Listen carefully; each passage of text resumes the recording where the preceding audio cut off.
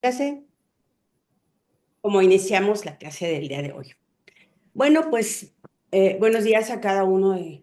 Sean bienvenidos a esta clase de introducción a la Biblia. En esta clase vamos a ver 5 puntos importantes: la introducción, objetivos, desarrollo, asignaturas, conclusiones y reflexiones. En esta primera parte, a mí me gustaría decirles que vamos a englobar el estudio de la Biblia en algo muy importante, que es la política, la teología, el contexto histórico y el momento antropológico de la Biblia, dado que la Biblia se escribió a lo largo de 1400 años. Mucha gente va a decir: Diana, son 1200 años. Y yo dijera: sí, es cierto, son 1200 años. ¿1200 años de qué o cómo? 1200 años del Antiguo Testamento, más 200 años de la Constitución del Nuevo Testamento. Nosotros tenemos la versión Reina Valera en nuestra Biblia, y esta Biblia nosotros contamos con 66 libros en la versión Reina Valera, y tenemos otras versiones. Más adelante en la clase vamos a empezar a hablar acerca de cuántas versiones hay, para qué tipo de público está dirigido. Más adelante, hay como por la mitad de la clase. También vamos a ver que en la Biblia católica existen 73 libros. Incluso en la Biblia ortodoxa son 78 libros. Bueno, vamos a ver por qué nosotros sí y ellos no, y si estamos peleados o no estamos peleados, o de qué va el asunto histórico. Entonces, para entender la Biblia debemos de entender que es una escritura antigua, es literatura antigua. Por lo tanto, tenemos que entender que la Biblia tiene usos, tiene costumbres. Ajá, y que nosotros vamos a quitarnos un poquito el pensamiento occidental para entrar al pensamiento oriental de Asia. En este momento, yo les dijera, es Asia cercana. Tenemos el lejano oriente y tenemos el cercano oriente. Y entonces, para entender el cercano oriente, vamos a tener que ver esto que yo les estoy diciendo. Vamos a ver cuál era la filosofía, cuál es la historia, de qué va la Biblia, y quién la escribió, quién les dio acceso a decir si este libro sí es un libro de la Biblia o no es un libro de la Biblia. Todo esto lo vamos a ver en clase. Bueno, ya veo que ya se están conectando más personas. Esta clase tiene 3 objetivos. Ujú. Y ese objetivo será que cada uno de nosotros podamos contestar si la Biblia es confiable. Vamos a tener que entender y estudiar el texto bíblico, cómo está conformado, quién lo estudia, quién lo investiga, y al final, quién lo autoriza. Ujú. Fíjense que el libro de la Biblia a mí me apasiona leer los datos históricos, cómo se van recompilando cada uno de esos datos, y se va haciendo una estructura, no para desmentir, sino para ir afirmando históricamente, arqueológicamente, cómo la Biblia se ha ido constituyendo a lo largo del tiempo. Bueno, entonces estos son nuestros objetivos de investigación. Yo les diría de una vez que esta va a ser nuestra tarea. Vamos a ser capaces de explicar estos 3 puntos. Si ustedes y yo somos capaces de explicar y darle forma a estas preguntas, a estos planteamientos, yo estoy segura que ustedes van a poder decir: yo sé qué es la Biblia, y yo sé de qué va, porque yo sé de dónde viene y sé el uso que se le puede dar el día de hoy a la Biblia. Ujú. Entonces, vamos a seguir. Este es el primer punto. En este primer punto, yo voy a abrir micrófonos. Y yo le voy a pedir, en este caso, ya sea a Alma o a Ramón, échense un volado, cualquiera de los dos, porque yo quiero que me vayan haciendo un resumen, un dibujo, un cuadro sinóptico de lo que vamos a ir hablando en este momento. ¿Por qué podemos confiar en la Biblia? Y incluso yo me atrevería a decirles algo más. ¿Cómo es posible que nosotros podamos hacer una licenciatura con Reboe en la Secretaría de Educación Pública y que la base de toda esa licenciatura sea la Biblia. O sea, ¿qué tuvo que hacer la SEP como una institución secular para darle autorización a nuestra carrera y decir, si tienes autorizado estudiar teología, tienes autorizado darle un énfasis en trabajo social, en consejería familiar? ¿Cómo es posible que de un solo libro se pueda extender toda esta idea de la Biblia y que se pueda ir más allá? Les voy a decir por qué. Y bueno, entonces, a ver, ¿quién de los dos se va a dedicar a hacer ese resumen? ¿Alma o Ramón? Alma, porque yo soy aquí principiante apenas. Muy bien. El Alma, brother Ramón el brother Ramón también es predicador, así que cualquiera de los dos. por favor, Ramón. No, no, sí, hagamos esto porque esta primer pregunta, ustedes y yo la vamos a contestar. Yo no puedo pensar que yo sé todo de la Biblia y les voy a enseñar ahorita todo de la Biblia. Lo que les puedo decir es el origen de la palabra. Por ejemplo, ¿cuál es el origen de la palabra Biblia? Tiene un origen plural que viene del griego y viene de papiro, donde se puede escribir. Literalmente es un libro. Y la Biblia no es solamente un libro. Yo la voy a definir como una biblioteca. La Biblia no es un libro, la Biblia es una biblioteca, es decir, son muchos libros, es una compilación de libros y esa biblioteca está dividida en dos grandes secciones, que sería el Antiguo Testamento, el Nuevo Testamento. Sin embargo, para los judíos, ellos tienen un nombre y esto le da un nombre, se llama el Tanakh. Y el Tanakh está compuesto por tres factores. La Torá, que sería el Pentateuco, el Nevín, el Ketubín, que son la ley, los profetas y los escritos. ¿Mm? Para ellos, hasta ahí llegaron. O sea, hagan de cuenta que empezaron la carrera y dijeron, este maratón yo me hago medio maratón. Para nosotros los cristianos, nosotros tenemos el Tanakh, evidentemente, pero también tenemos todo el Nuevo Testamento, que es el nuevo pacto, eso es lo que tenemos, el antiguo, el Nuevo Testamento. Más adelante vamos a ver por qué está compuesto así, por qué se llama pacto. Ujú.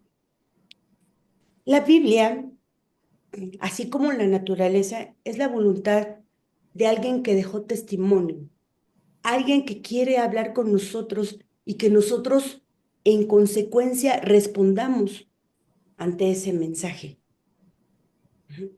Es la voluntad de ser comprendido. Es un lenguaje. Ujú.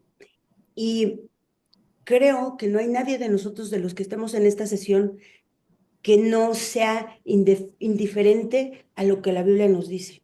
O la Biblia nos lleva a lo que puede ser lo más oscuro que el hombre puede tener en sus pensamientos, o lo puede llevar a la luz, lo más sublime, que es la misma presencia de Dios.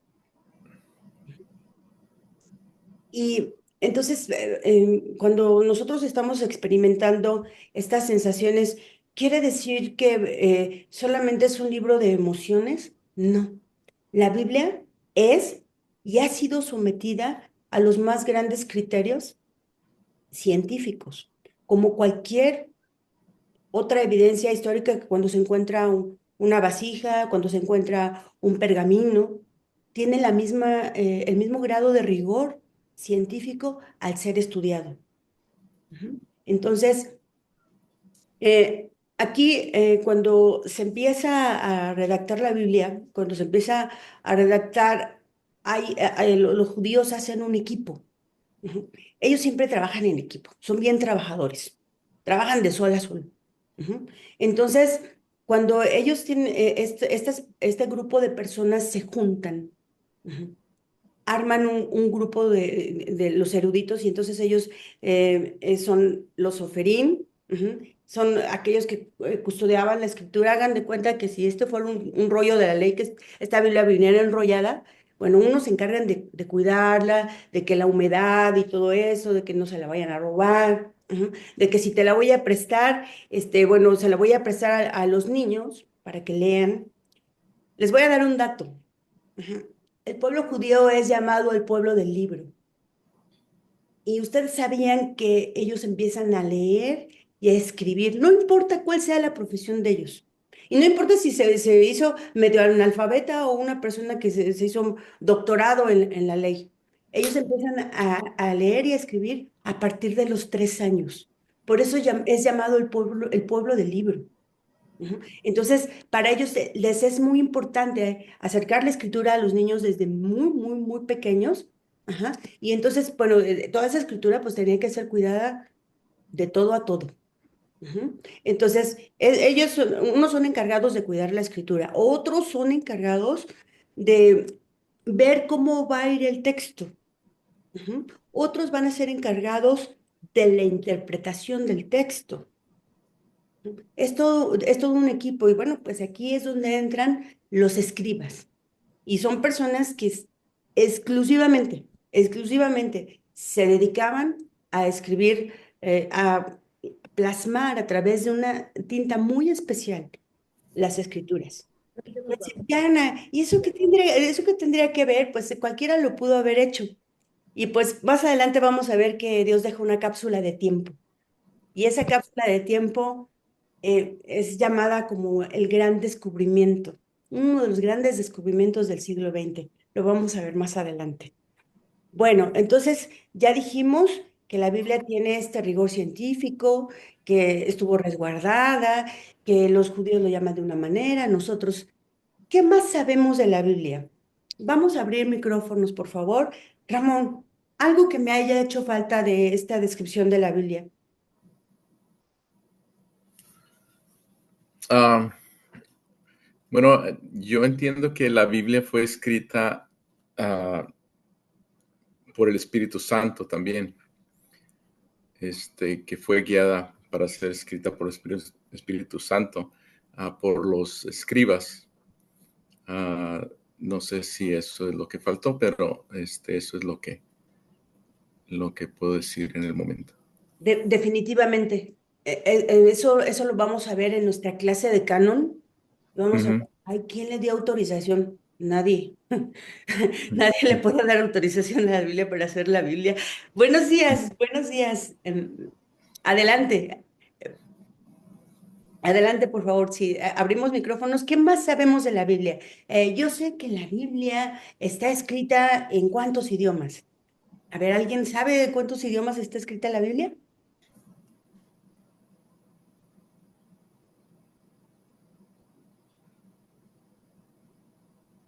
Pregúntenme, ¿de la parte del Tanakh o de la parte de la Biblia que nosotros tenemos? Sí, porque hay que preguntar, ¿a qué te refieres? Ajá. Bueno, en su primera raíz está escrita en hebreo, en arameo. Ujú. Más adelante se escribió en griego. Entonces, podemos definir que la Biblia está escrita en 3 idiomas. Diana, entonces esta que yo tengo en mis manos, que está tan bonita, y no es la Biblia. Les voy a decir una mala noticia. Esta no es la Biblia. Esta es una de las traducciones al español de la Biblia. Ajá. Si nosotros quisiéramos saber de la Biblia y entender de qué va el vocabulario, pues tendríamos que saber arameo, tendríamos que saber palo hebreo, y tendríamos que saber la connotación. Ujú. Porque a la hora de meternos a las traducciones, hay un dicho en italiano que dice el primer traductor, el primero traicionero. Entonces, ¿qué quiere decir el primer traductor, el primer traidor? Ujú. A ver, si vamos a traducir la palabra apapacho a los que saben inglés, tradúcele apapacho en inglés a la persona. Hay palabras que simplemente no se pueden traducir y apapacho es una de ellas. La Biblia en su origen, en su esencia, la podemos traducir, pero no la podemos transmitir desde su raíz. Así es. allá adelantito, Alma, vamos a ver, cuando se hizo la Septuaginta, ¿cuál fue el sentir del pueblo judío al que alguien haya tocado ese idioma y lo haya mandado al griego? ¿Cómo? ¿No? ¿Y qué propósito celestial tuvo esa traducción? Porque en su primer momento, apapacho tendrías que decir, es una palabra que significa yo te abrazo con todo corazón. Ujú. Y así es la Biblia. Hay mucha gente y hay muchas corrientes donde ya empezamos a cambiar los nombres a los nombres originales. Yo no tengo algo en contra de eso. Incluso a mí me gusta mucho investigar cuáles son las raíces de la palabra. Por ejemplo, Génesis, viene Bereshit. Entonces, eso quiere decir Aleph Bet, ok, segunda palabra del hebreo. Pero Bet significa casa. En el principio Dios nos puso una casa. Y eso no se lee en nuestra traducción porque tiene un significado bastante. Me están preguntando de la, no sé si alguien me está preguntando en el chat. ¿Alguien le puede contestar en el chat a Leoncio que ya estamos en clase? Muchas gracias, ahí en el WhatsApp. Y entonces, bueno, estamos hablando que la Biblia está escrita, bueno, en su versión original está escrita en 3 idiomas. Ujú. Algo más que conozcamos, es mi hermana Ruth, no, mi hermana pastora, perdónenme, olvidé su nombre. Buenos días, saludos a todos. ¿Se refiere a mí? Es Sí, que estoy usando un aparato de mi esposo y aparece como Mark Gómez, pero a sus órdenes, yo soy la pastora Felipe, por eso vaya sí. tan Le pregunto, ¿qué más podemos describir de la Biblia? ¿Cómo puedo yo confiar en la Biblia? ¿Cómo sé que la Biblia es la palabra de Dios? ¿Cómo sé que ese libro alguien no lo tradujo mal y entonces ahorita estamos en un libro incorrecto? La palabra de Dios dice, parece que es en 2 Timoteo 3:14, dice que toda la escritura es inspirada por Dios y útil para enseñar, para instruir, para redarguir en justicia, a fin, ¿verdad?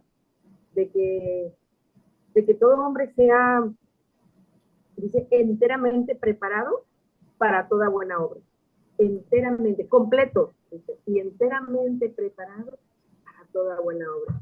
Y la inspiración que dio el Espíritu Santo a ese montón de escritores a lo largo de 1500 años, creo que fue donde 1400. Ajá. años, estos 1400 años, y estos muchos escritores que no se conocieron entre sí, pero que la similitud de narrar los sucesos, aún teniendo, digo, aquí estamos 5 personas, y nuestra óptica, cada uno podría estar capturando algo de lo que se está hablando acá.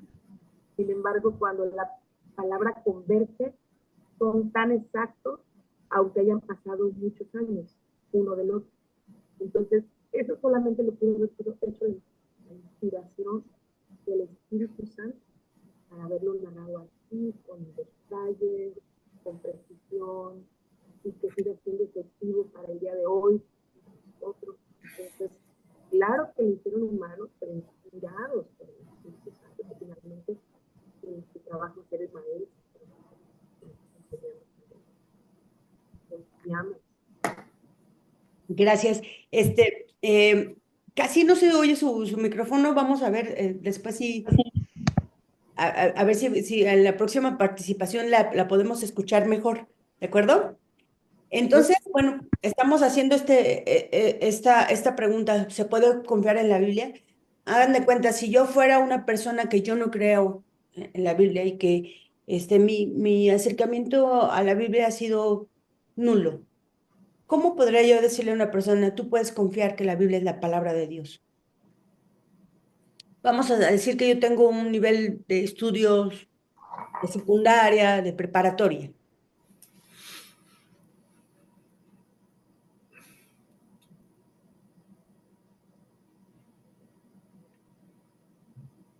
Bueno, no se preocupen, ese silencio me espanta, pero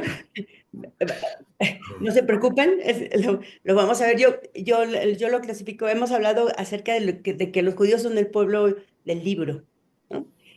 Pero también yo tengo una definición. La Biblia es la mamá de todos los libros, la mamá de todos los libros. Entonces, es como ir en bicicleta, ¿saben? Porque autores, incluso autores mexicanos, están relacionados con la Biblia de una manera muy entrañable. Entonces, dicen, oye, ¿por qué él usa la Biblia? ¿Qué luz tiene la Biblia como para que este gran ilustrado pueda usar la Biblia y la use para describir su sentir, su belleza?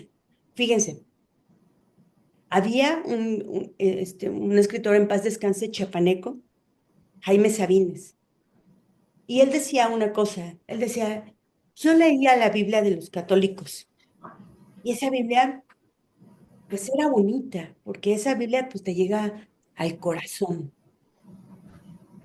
Ah, pero yo leía la Biblia de los protestantes, dice, y esa, dice, y esa te atraviesa el corazón, y eso es peor.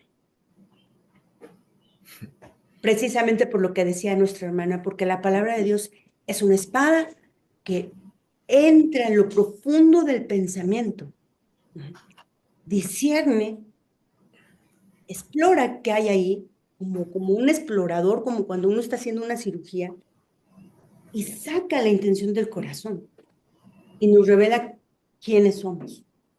Y nos espejamos tal como es. Entonces la Biblia es eso,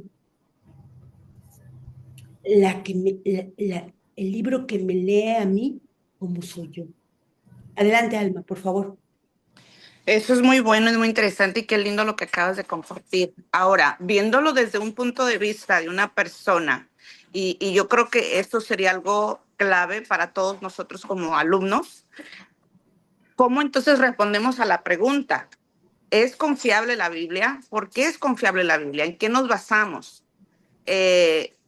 Si yo soy un ateo, yo no podría utilizar la Biblia como tal para explicar mi teoría, de llamarlo de alguna forma, porque el ateo o la persona que no confía en la Biblia o que tiene otros escritos, ya sea un budista o cualquier otra religión que no es cristiana, no, bueno, incluso hay algunas religiones cristianas que ni siquiera la toman como base, ¿verdad? ¿Es cierto? Entonces, ¿cómo entonces decimos de otra forma?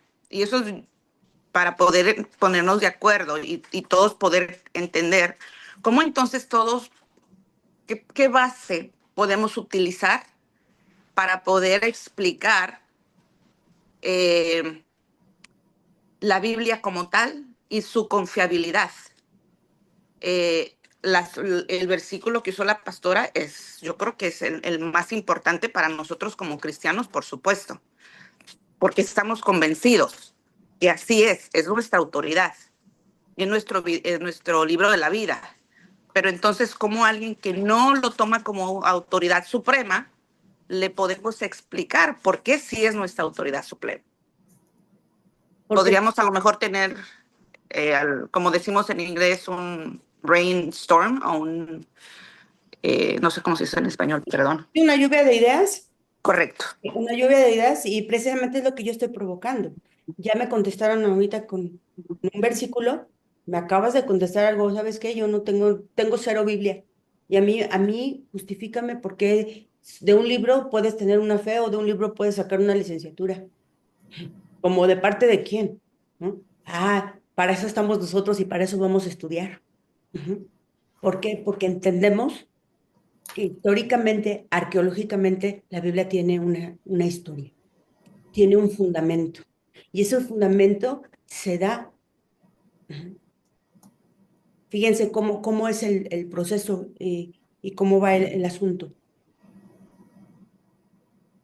De una familia, de una familia, ujú, nace un equipo de fútbol que se llaman, pues, los israelitas. Son 12. Y esos 12 y hasta hoy sigue siendo un punto tan insignificante, que de ahí se empieza a desarrollar una historia nos trae hasta aquí, porque podemos entender que hay un antes y un después en la historia misma. Y ese es el nacimiento de Jesús, precisamente en Belén. Belén, ¿qué quiere decir? Casa de pan. Como en el principio, Dios nos pone una casa y entonces, pues el Salvador del mundo nace en una casa de pan. Y luego nos dice, ¿sabes qué? Yo bajé del cielo, yo soy el pan que bajé del cielo. ¿Cómo? Tú, siendo hombre, no cualquier hombre, ujú, que es un ser extraordinario. Fíjense, el otro día preguntan, y se puede preguntar, y aunque ustedes no lo crean, un niño viene y pregunta, oye, ¿quién es Michael Jackson? ¿Quién es Maradona? Ya no se acuerdan o no tienen en su memoria. Michael quién- Joseph Jackson fue un Oye, cantante, Siri sí lo compositor, sabe. productor y bailarín estadounidense. Siri sí lo sabe, pero un niño no lo sabe. Pero si pasamos el tiempo y si va recorriendo por los años, por los siglos, el mensaje de Jesús sigue presente. Primeramente cambia la vida de una persona, pero después cambia la vida de comunidades, cambia la vida de países. Ujú. Entonces, bueno, todo esto tiene una historia, tiene un comienzo. Y pues vamos a entrarle al comienzo, ¿les parece? No es que la Biblia haya sido escrita de decir, ah, mira, aquí está Moisés y en Moisés se va a poner a escribir, ¿no? A ver cómo va. No. El origen de la Biblia tiene un origen de una tradición que se llama la tradición oral, particularmente el llamado de Abraham, y hace un llamado como lo que hace la iglesia primitiva. Ese llamado es dejar la idolatría y dejar atrás todo aquello que yo sé, ajá, para iniciar un nuevo camino con con Dios verdadero, de luz verdadera, unigénito, hijo del Padre. Diana, estás diciendo el credo católico. No es credo católico, ese es el credo de los apóstoles. Vamos a ver más adelante de qué iba esta situación. Entonces, es un llamado a dejar la idolatría, la mente cambia, se abre el panorama, entonces empieza una relación de amistad, porque pues si lo que podemos leer en el texto es que Abraham era amigo de Dios. Ujú. ¿Y cómo es que sabemos de esa amistad? Ah, porque existe la poesía. Ah, porque existen cantos. Ujú. Y entonces había cantos, había poesías, y entonces el padre le comentaba al hijo, y entonces esa tradición se iba pasando de generación en generación. Y a mí me gusta mucho dar este ejemplo. Tengo algunos minutos para que se termine esta sesión, pero yo quiero poner en su corazón y en su mente la siguiente situación. Si hoy por la tarde hubiera una tormenta solar, se cayera todo el internet de este mundo, todos los satélites que están allá arriba y que permiten que en este momento estemos conectados, y en este momento hubiera un reseteo mundial, donde vas y no puedes usar tu tarjeta de crédito, tu tarjeta de débito, no nos podemos conectar. Imagínense el caos, y tendremos que hablar de eso que llaman hoy en día el reseteo mundial. Ujú. ¿Qué nos quedaría a nosotros como seres humanos para volver a empezar de nuevo? Les voy a decir qué es. Algo que podemos cantar, que digan que estoy dormido y que me traigan aquí. Ujú. O de repente empezamos a decir, y entonces, mexicanos a grito de guerra, y todo el mundo que está a nuestro alrededor, tenemos una nube de información. O sea, esto de la nube no crean que es algo nuevo. Esto ya ha existido y sirvió de base. Es decir, cánticos y poemas para que esa tradición siguiera firme. A ver, porque yo me pregunto, nosotros que somos teólogos, a José el soñador, ¿quién le enseñó la Biblia? ¿Quién le dijo, no peques cuando venga esa señora? No había, no había Tanakh, no había Evangelio, no había nada. Ah, pero había poemas, historias que se contaban, cánticos. O sea, imagínense las historias. No, pues un día llegó un ángel y entonces la señora ya era viejita y como ya era viejita, pues ya no podía ser mamá.